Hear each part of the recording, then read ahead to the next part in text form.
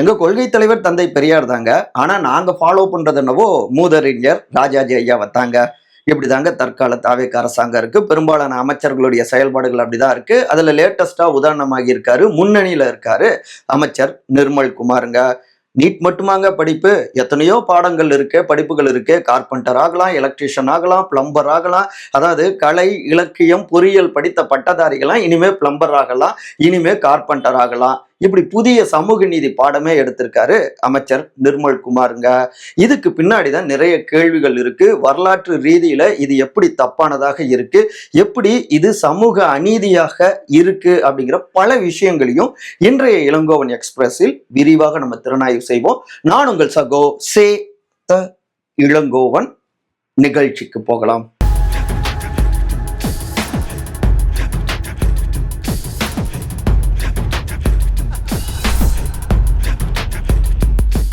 தாவேக அமைச்சர், ஆனால் RSS சிந்தனையோ?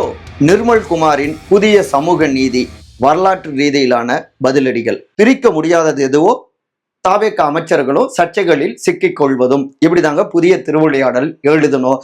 அந்த அளவுக்கு ஏதாவது ஒண்ணு பேசி அடிக்கடி சர்ச்சைக்கு ஆளாகிட்டே இருக்காங்க. அரசு பள்ளியில ஆய்வுன்னு போய் அமைச்சர் கீர்த்தனா அவர்கள் தொடங்கி வச்சது இப்ப லேட்டஸ்டா அந்த லிஸ்ட்ல சேர்ந்திருக்காரு முக்கிய அமைச்சரான சட்டத்துறை மின்சாரத்துறை அமைச்சரான திரு CTR நிர்மல் குமாருங்க. சமீபத்தில் ஒரு நிகழ்ச்சியில் அவர் பேசினப்ப 4 ஆண்டுகளாக நீட்டுக்காக டாக்டர் ஆகணும்னு ஒரு மாணவி எழுதுனாங்க, தேர்வு பெறல. இப்போ 5ஆவதா முயற்சி பண்ணாங்க. நான் பண்ணலாமா, எக்ஸாம் எழுதலாமா அப்படின்னு என்கிட்ட ஆலோசனை கேட்டாங்க. நல்ல மார்க் வாங்கியிருக்காங்க. அப்போதான் நான் சொன்னேன், டாக்டர் தான் ஆகணும்னு இல்லை, நீங்கள் வழக்கறிஞருக்கு படிக்கலாமே, நம்மளை சுற்றி என்ன வாய்ப்புகள், வேலை வாய்ப்புகள் இருக்குன்னு புரிஞ்சுக்கிட்டு துறைகளை தேர்வு செய்யலாமே. ஏன்னா கார்பெண்டர் ஆகலாம், பிளம்பர் ஆகலாம், எலக்ட்ரீஷியன் ஆகலாம். இன்னைக்கு அந்த தொழிலுக்குலாம் எவ்வளோ டிமாண்ட் இருக்கு தெரியுங்களா? நீங்க பார்த்துருந்துருப்பீங்க, உடனே அவங்கலாம் கிடைக்க மாட்டாங்க. அது மட்டும் இல்லை, இன்னைக்கு பொறியியல் இன்ஜினியர்ஸ் கூட வெவ்வேறு துறைகளில் வேலை பார்த்துட்டு இருக்காங்க. அதை படிச்சுக்கிட்டு ஒருத்தர் கூட நார்த் இந்தியாவில் வேலை பார்த்துட்டு இருக்காரு. அவர் என்கிட்ட பேசினப்போ நான் சொன்னேன், நீங்கள் நல்ல பயிற்சி எடுத்து 5 ஆண்டு 10 ஆண்டுன்னு பயிற்சி எடுத்து ஏசி மெக்கானிக்காகவோ எலக்ட்ரீஷியனாகவோ பயிற்சி எடுத்திருந்தா நீங்கள் நம்ம சொந்த ஊருக்கு வந்து கூட சூப்பராக ஸ்கோர் பண்ண முடியும், சக்சஸ் ஆக முடியும் அப்படின்னு நான் சொன்னேன். எல்லா தொழிலும் நல்ல தொழில் தான் அப்படிங்கிற ரீதியில அமைச்சர் நிர்மல் குமார் அவர்கள் பேசியதுதான், ஆஹா இது வல்லவோ புதிய சமூக நீதி அப்படின்னு அவருக்கு எதிராக நையாண்டியாக, ஆனா நறுக்கு நறுக்கு நறுக்குன்னு குட்டு வைக்கிற மாதிரி குட்டே வச்சிருக்காங்க அரசியல் விமர்சகர்கள், எதிர்கட்சிகள், பல்வேறு கல்வியாளர்கள், சமூக ஆர்வலர்கள். இதுதான் நான் தொடக்கத்துல சொன்னேன்ல, கொள்கை தலைவர் வேணா தந்தை பெரியாரா இருக்கலாம், ஆனா ஃபாலோ பண்றது எல்லாமே மூதறிஞர் ராஜாஜி ஐயாவுடைய பாலிசியை தான் அப்படின்னு. எப்படிங்க அவரோட ஒப்பிடுறீங்க அப்படின்னு கேட்டா அதுல உண்மை இல்லாம இல்ல, சும்மா சொல்லல. நிறைய புக்ஸு இதெல்லாம் பார்த்துட்டு தான் இன்னைக்கு இதை நான் சொல்ல ஆரம்பிக்கிறேன். உடனே இவங்களா அடிச்சு விடுறாங்கன்னு சொல்லிடக்கூடாதுல்ல. அதில் முக்கியமாக பார்த்தோம்னா ஒரு குட்டி ஃப்ளாஷ்பேக் தான், சீக்கிரம் முடிச்சுக்கலாம். மூதறிஞர் ராஜாஜி ஐயா முதலமைச்சர் ஆனவுடனே காலையில் பள்ளி படிப்பு, அதுக்கப்புறம் மதியத்துக்கு மேலே உங்களுடைய பெற்றோர்கள் செய்த தொழிலை நீங்கள் கற்றுக்கணும், கை தொழில். 3 மணி நேரம் பள்ளி படிப்பு, அதுக்கப்புறம் கை தொழில் அப்படின்னு ஒரு கல்வி திட்டத்தை, புதிய கல்வி திட்டத்தை கொண்டு வராரு. இதைத்தான் குலக்கல்வி திட்டம் அப்படின்னு கடுமையா எதிர்த்தாங்க எதிர்கட்சிகள். மிக முக்கியமாக அவருடைய உற்ற தோழராக அறியப்பட்ட தந்தை பெரியாரு இது மறுபடியும் சாதிய ஆதிக்கத்துக்குள்ளார கொண்டு வரக்கூடிய கல்வி திட்டம், ஏழைகள் ஏழைகளாகவும் அடிமைகளை மேலும் அடிமைகளாகவும் மாற்றக்கூடிய ஒரு மோசமான கல்வி திட்டம் அப்படின்னு கடுமையாக அட்டாக் பண்ணாரு. ஏன்னா சேரன்மாதேவி அந்த குருகுல இதுல உயர் சாதியினருக்கு ஒரு பந்தி, ஒடுக்கப்பட்ட மாணவ செல்வங்களுக்கு ஒரு பந்தி அப்படின்னு இருக்கிறத பார்த்துதான் இது சாதியம்னு எதிர்த்து காங்கிரஸ்ல இருந்து பிரிஞ்சு சுயமரியாதை இயக்கம்னு கொண்டு வந்தாரு. சுயமரியாதை யோசிச்சு பாருங்க, மனிதர்கள் அடிமைப்படுத்தப்படுறாங்க, அந்த அடிமை விலங்குகளை அறுத்தெறியணும் அப்படின்னு சுயமரியாதை இயக்கம்னு. அப்ப இந்த உலகத்துல எந்த அளவுக்கு இங்க இந்தியாவில் அடிமைத்தனம் இருந்துச்சு, ஒரு இயக்கத்தை தொடங்கியிருக்காரு. அப்படிப்பட்டவர் இந்த குலக்கல்வி திட்டத்தை பார்த்துட்டு அவரால் சும்மா இருக்க முடியல, கடுமையா எதிர்க்கிறாரு. என்னன்னா, அப்ப ஒருத்தர் கடவுளுக்கு சேவை புரிகிற தொழில் செஞ்சிட்டு இருக்காருன்னா அவருடைய வாரிசுகள் அதே தொழில அவங்க கத்துக்கலாம், அதே சேவை செய்யறது, மரியாதை கிடைக்கும், அந்தஸ்தா இருக்கும், வருமானமும் கிடைக்கும். ஆனா ஒரு மாடு மேய்க்கிறவரோ ஒரு விவசாயியோ இல்ல மலம் அள்ளக்கூடியவர்களோ அவங்களுடைய குழந்தைகள் அதே தொழிலை தான் செய்யணுமா, அதே தொழிலை கத்துக்கிட்டா அப்ப இது என்ன அர்த்தம்? மீண்டும் சாதியத்தை இறுக்கமாக்கக்கூடிய, சாதியத்தை காப்பாற்றக்கூடிய ஒரு முறை தான், இதை ஏத்துக்கவே முடியாது அப்படின்னு கடுமையா அட்டாக் பண்றாங்க. மூதறிஞர் ராஜா ஜெயாவை பொறுத்த வரைக்கும் இல்ல, எல்லோருக்கும் வேலை வாய்ப்பு கிடைக்கணும் அப்படின்னு தான் கைத்தொழில் கத்துக்கணும்னு நான் இதை கொண்டு வந்தேன் அப்படின்லாம் அவர் விளக்கம் கொடுக்கிறாரு. ஆனாலும் அவர் மீது வலுவான சந்தேகங்கள், அதுக்கு காரணமும் அவர் தான். எப்படின்னா 1952 ஜூன் மாசம் 29 நினைக்கிறேன், சென்னை திருவான்மியூர்ல நடந்த சலவை தொழிலாளர்கள் மாநாட்டுல அவங்கவுங்க சாதி தொழில அவங்கவுங்க செஞ்சுக்கிட்டு இருக்கணும், எல்லா மக்களுமே படிப்பது என்றால் இத்தனை பேருக்கு உத்தியோகம் எங்கே இருக்கிறது, ஆதலால் சாதி முறை நல்லதுதான் என்கிற ரீதியில ராஜாஜி ஐயா பேசியிருக்காரு. இதுதான் எதிர்கட்சிகள்லாம் கடுமையா எதிர்த்திருக்காங்க. மலம் எடுக்கிறவருடைய புள்ள மலத்தை தான் அள்ளணும், மாடு மேய்க்கிறவருடைய மகன் மாட்டை தான் மேய்க்கணுமா, சவர தொழிலாளியோடைய மகன் அதே தொழிலை தான் செய்யணுமா, இந்த புதிய கல்வி திட்டம் மக்களுக்கு ஏற்புடையது அல்ல அப்படின்னு கடுமையா அட்டாக் பண்றாங்க. இத தமிழக அரசியல் வரலாறு என்கிற புத்தகத்துல பத்திரிகையாளர் திரு ஆர் முத்துக்குமார் அந்த வரலாற்றை படிச்சுட்டு தொகுத்திருக்காரு, சும்மாலாம் சொல்ல. அதே காலகட்டத்தில் பார்த்தோம்னா ராஜாஜி அவருடைய ஆட்சியை ஆதரிச்சுட்டு இருந்த தி ஹிந்து இங்கிலீஷ் நியூஸ் பேப்பர் அதுவும் கூட புதிய கல்வி திட்டத்தை கண்டிச்சு தலையங்கள்லாம் எழுதியிருக்காங்க. தோழர் ஜீவா ஐயா அவரு கூட கம்யூனிஸ்ட் தலைவர், பெத்தவங்களுடைய தொழிலை கத்துக்கணும்னு சொல்றது வளரக்கூடிய தலைமுறைய சாதிய வட்டத்துக்குள்ளார கட்டி வைக்கிறதுக்கு தான் உதவும், இது ஜனநாயகம் கிடையாது அப்படின்னு கடுமையாக அட்டாக் பண்ணியிருக்காரு. இப்படியாக பலருடைய எதிர்ப்புகளுக்கு பிறகு அந்த குலக்கல்வி திட்டம் வீழ்கிறது. எப்படின்னா கர்ம வீரர் காமராஜர் ஐயா அவரு முதலமைச்சர் ஆன உடனே செய்த முதல் வேலை குலக்கல்வி திட்டத்தை ஒழிச்சாரு. கர்ம வீரர் காமராஜர் ஐயாவுடைய மக்கள் நல கொள்கைங்கிறது என்ன? 3 விஷயம்தான். மக்களுக்கு சோறு போடணும், பள்ளிக்கூடம் கட்டித்தரணும், அவங்களுடைய வேலை வாய்ப்பை உருவாக்கி தரணும், அதிகரிக்கணும். இதுதாங்க அவருடைய அடிப்படை கொள்கை. அதனால தான் மதிய உணவு திட்டத்தை கொண்டு வந்தாரு. உணவு இல்லைன்னு எந்த குழந்தைகளும் பள்ளிக்கூடம் வராமல் இருக்கக்கூடாது அப்படின்னு உணவு போட்டு படிக்க வச்சு 2வது 5ஆண்டு கால திட்டத்திலும் அதை சேர்த்து இன்னைக்கு நம்மள பல விஞ்ஞானிகள் உருவானதுக்கும் பல சாதனையாளர்கள் உருவானதுக்கும் அன்னைக்கே விதை போட்டாரு கர்ம வீரர் காமராஜர் ஐயா. அதனால தான் அவரை நிர்வாக ரீதியிலான புரட்சியாளர் அப்படின்னு தன்னுடைய வாழ்நாள் முழுக்க கர்ம வீரர் காமராஜரை ஆதரிச்சுக்கிட்டே இருந்தாரு தந்தை பெரியார்.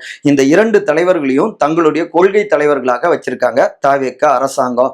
அப்படிப்பட்ட ஒரு ஆட்சியில நீங்க அதே மாதிரி நுட்பமான வகையில நீங்க டாக்டர் தான் படிக்கணும்னு இல்லை, கார்பெண்டர் ஆகலாம், எலக்ட்ரீஷியன் ஆகலாம். அது உங்க ஒப்பீடு பாருங்க. உடல் உழைப்பு அதிகமாக செய்யக்கூடிய ஆனா குறைந்த வருமானம் வரக்கூடிய தொழிலை நீங்க செய்றீங்க சொல்றீங்க. அப்ப இதுக்குள்ள இருக்கக்கூடிய அந்த நுட்பமான அரசியல் என்ன? உங்க மேல வலுவான சந்தேகங்கள் வருது நிர்மல்குமார் மேல. ஏன்னா அவருடைய தொடக்க காலம் அப்படின்னு பார்த்தோம்னா அவர் ஒரு RSS காரராக அரசியல் வாழ்க்கையை தொடங்கியிருக்காரு. அப்படிதான் படிக்கிறோம். அதுக்கப்புறம் பாஜக, அதிமுக, இப்ப தாவேகா.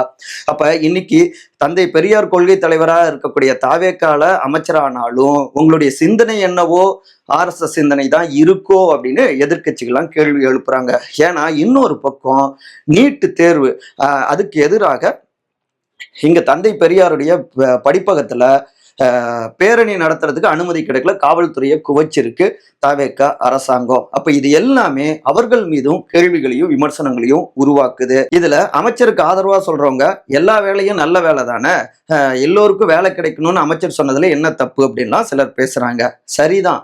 ஆனா அவர் உண்மையிலேயே அக்கறையோடு செயல்பட்டு இருந்தா எப்படி இருக்கணும்? நீட்டு இன்னைக்கு அந்த பொண்ணு நல்ல மார்க் எடுத்திருக்காங்கன்னு அவரே சொல்றாரு. அவ்வளோ மதிப்பெண் எடுத்தும் அந்த பொண்ணுக்கு வாய்ப்பு கிடைக்கல அப்படின்னா எதற்காக இத்தனை நுழைவுத் தேர்வு அப்படின்னு அதற்கு எதிராக கேள்வி கேட்டிருக்கணும். ஏன்னா தவேகாவுடைய கொள்கை கூட என்ன, நீட் விலக்கு தான் தமிழ்நாட்டில். இதுக்கு முந்தைய திமுக அரசாங்கமும் பாஜக எம்எல்ஏக்கள் தவிர்த்து சட்டமன்றத்திலும் நீட் விலக்குக்காக மசோதா நிறைவேற்றி இருக்காங்க. அப்ப ஒருமித்த தமிழ்நாட்டு குரலை தானே தமிழ்நாட்டு பிரதிநிதியான அமைச்சரான ஒருத்தர் வெளிப்படுத்தி இருக்கணும் நிர்மல்குமார். அதை விட்டுட்டு நீட்டை எதிர்க்காம நீங்க வேற படிங்கன்னு சொன்னா இது தவறு. மேலும் விரும்பியதை படி, விரும்பியதை செய் அப்படிங்கறதுதான் சுயமரியாதை இயக்கத்துடைய நோக்கங்கள். அதை சாதிச்சுதான் இன்னைக்கு சமூக நீதி அரசியலையும் தமிழ்நாட்டில் மிளற வச்சிருக்காங்க. ஆனா இவங்க பேசுனதுல இருக்கக்கூடிய அரசியல் என்னன்னா, நீ விரும்பியதெல்லாம் கேட்காத, நாங்க என்ன தரமோ அதை நீ செய். அதாவது கல்வியை எப்படி குலக்கல்வி திட்டத்தின் மூலமாக திணிச்சாங்க, குலக்கல்விய வேலை செய்யுங்க அப்படின்னு, அது மாதிரி இது ஒரு திணிப்பு. கிடைக்கிறத படி, நாங்க சொல்றத படி, நாங்க கொடுக்கறத நீ ஏத்துக்கோ அப்படின்னு சொல்றது சமூக நீதி இல்ல, சமூக அநீதிங்க அது.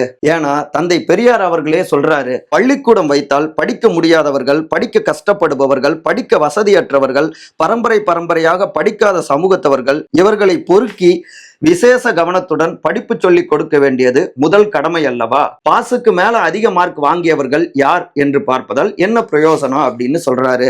படிக்க வாய்ப்பில்லாதவர்களையும் படிக்க வைக்கணுங்கிறதா நம்மளுடைய அடிப்படையா இருக்கணும் அப்படின்னு தந்தை பெரியார் 1950களிலேயே முழங்கி இருக்காரு. ஆனா 2026லயே நீங்க இந்த காலத்துல என்ன சொல்றீங்க? நீங்க விரும்பியதை படிக்காதீங்க, எது வருதோ எது கிடைக்கிற மாதிரி இருக்கோ அதை படிச்சா போதும்னு சொல்றது ஏத்துக்கவே முடியாது. மாணவர்கள் எதை படிக்கணும், எதை தேர்வு செய்யணும் அப்படிங்கிறத நீங்க தீர்மானிக்க கூடாது. அதற்கான வாய்ப்பை உருவாக்கி தரக்கூடியதுதான் ஒரு அரசாங்கத்துடைய வேலையா இருக்கணும். தந்தை பெரியார் இன்னொரு இடத்துலயும் சொல்றாரு, கல்விங்கிறது வெறும் வயிற்று பிழைப்புக்காகவோ இல்ல வேலை வாய்ப்புகளுக்காகவோ இருக்கக்கூடாது. அது அறிவை வளர்க்க, ஆராய்ச்சி செய்வதற்கு, அவங்களுடைய மாணவ செல்வங்களுடைய நோக்கங்களை நிறைவேற்றக்கூடிய வகையில கல்வி இருக்கணும் அப்படின்னு சொல்றாரு. இன்னைக்கு அமைச்சருடைய ஸ்பீச் எல்லாம் வேலை வாய்ப்போடு கல்வியோ சுருக்கின விதமா இருந்துட்டு இருக்கு. இதை ஏத்துக்கவே முடியாது. பெரியாரை கேளுங்கள்னு நன்னனையா தொகுத்த புத்தகத்துல கிட்டத்தட்ட 1000க்கும் மேற்பட்ட பக்கம் பெரியார் பேசினதுதான் அத்தனையும். அப்ப பெரியார கொள்கை தலைவரா வச்சிருக்கிற அமைச்சரு பெரியார் என்ன சொன்னாருங்கிறத படிக்கணும். வேலையில்லா திண்டாட்டமும் தாவேக்காவின் ரீல்ஸ் மோகமும். அப்புறம் நமக்கு இன்னொரு கேள்வி, வேலை வாய்ப்பு இதுக்காக பேசினாரு அப்படின்னு சொன்னா, இன்னைக்கு லயோலா கல்லூரியில அந்த காட்சிகள் எல்லாமே தெரியும், எவ்வளவு பேர் குவிஞ்சாங்க அப்படின்னு. இன்னைக்கு நாட்டுல இருக்கக்கூடிய முக்கிய பிரச்சனை வேலையில்லா திண்டாட்டம் தான். ஒரு ஆய்வு சொல்லுது, ஸ்டேட் ஆஃப் ஒர்க்கிங் இந்தியா 2026 கொடுத்திருக்கக்கூடிய புள்ளி விவரம் 1983ல இருந்து கொடுத்திருக்காங்க. அதுல 2023ல நம்ம நாட்டுல 20ல இருந்து 29 வயதுக்கு உட்பட்ட படித்த பட்டதாரிகள் 6.3 கோடி பேர். அதுல வேலை இல்லாம கஷ்டப்பட்டுக்கிட்டு இருக்கவங்க 1.1 கோடி பேருங்க. யோசிச்சு பாருங்க. இது மட்டுமா? இங்கிலீஷ் ஹிந்து நாளிதழ் கடந்த ஜூலை 27ஆம் தேதி திங்கட்கிழமை வந்த பேப்பர் பார்த்தீங்கன்னா தெரியும். கல்வி விரும்பிய படிப்பு கிடைக்காம அதுல சக்சஸ் பண்ண முடியாம பல விஷயங்களால மாணவ செல்வங்களுடைய தற்கொலை எண்ணிக்கையும் அதிகரிச்சுக்கிட்டு இருக்கு அப்படின்னும் இந்த கட்டுரையில விரிவாக எழுதி இருக்காங்க. அதுல கடந்த 2014 இருந்து 2024 வரை கிட்டத்தட்ட 80% வரை மாணவ செல்வங்கள் தங்களுடைய உயிரை மாய்த்து கொள்ளக்கூடிய எண்ணிக்கை அதிகரிச்சிருக்கு அப்படின்னு ஷாக் கட்டுரையா இருக்குங்க. Need to shift focus to rising student suicides cost of education. இந்த ஆர்டிக்கல் ரொம்ப முக்கியமானது டேட்டா. அப்ப ஒரு அமைச்சருடைய வேலை அப்படிங்கிறது இங்க வேலை வாய்ப்பை உறுதிப்படுத்தி தரணும். படித்தவங்களுக்கு விரும்பிய படிப்பையும் அதற்கான வாய்ப்பையும் சூழலையும் உருவாக்கி கொடுக்கணும். படித்து முடிச்சுட்டு வந்தது பிறகு அவங்களுக்கான வேலை வாய்ப்பு, நிரந்தர வேலை வாய்ப்பு, அது ரொம்ப முக்கியம், உருவாக்கி தரணும். முந்தைய அரசாங்கம் அதை செய்ய தவறி இருக்காங்க. நீங்க செய்வீங்க அப்படிங்கிற நம்பிக்கையில தான் இளைஞர்களுடைய குரலை ஓங்கி ஒலிக்கும் அப்படின்னு சொல்லித்தான் முதலமைச்சர் ஆகியிருக்காரு திரு ஜோசப் விஜய். அப்ப வேலையில்லா திண்டாட்டத்தை ஒழிக்கக்கூடிய வேலையை செய்யறது தான் ஒரு அமைச்சருடைய வேலை, ஒரு அரசாங்கத்துடைய வேலை. அப்ப வேலை வாய்ப்பை உருவாக்கி தராம ஏன் நீங்க அதுக்கு போய் படிக்கிறீங்க, வேற ஏதாவது படிக்கலாம்ல அப்படின்னா இதை ஒரு சாமானிய மக்கள் சொல்லலாம். ஒரு ஆறுதல் கொடுக்கறதுக்கு, நம்பிக்கை கொடுக்கறதுக்கு ஒரு பொறுப்புள்ள அமைச்சர் சொல்லக்கூடாது. ஏன்னா மற்றவங்களுக்கு வாய்ப்பு கொடுக்கக்கூடிய அதிகாரம் அவர் கையில இருக்கு. அதற்கான கொள்கை முடிவுகளை நீங்க எடுக்கணும், சாத்தியங்களை ஆராயணும், அதை உருவாக்கி தரணும். அதுக்கு தான் உங்களுக்கு அந்த பொறுப்பு கொடுத்துருக்காங்க. பொறுப்பை வச்சுக்கிட்டு நீங்களே இப்படி பேசுறதுங்கிறது அது சமூக நீதியை வளர்க்காது, சமூக அநீதியாகத்தான் மாறும். தந்தை பெரியார் கொள்கை தலைவர்னு சொல்றாங்க இல்லையா, கர்ம வீரர் காமராஜர் ஐயா. அதனால அவங்களுடைய ஒரு கோட் சொல்லியே முடிக்கணும்னு தோணுதுங்க. உள்ளே உயிருள்ள சமூக சீர்திருத்தம் இல்லை என்றால் அதிகாரம் என்பது பிணத்தின் மீது போடப்படும் மாலை போன்றது. அதிகாரம் என்பது பிணத்தின் மீது போடப்படும் மாலை போன்றது. புரிஞ்சுப்பீங்கன்னு நம்புறோம் மாண்புமிகு அமைச்சர் அவர்களே. நன்றி, வணக்கம்.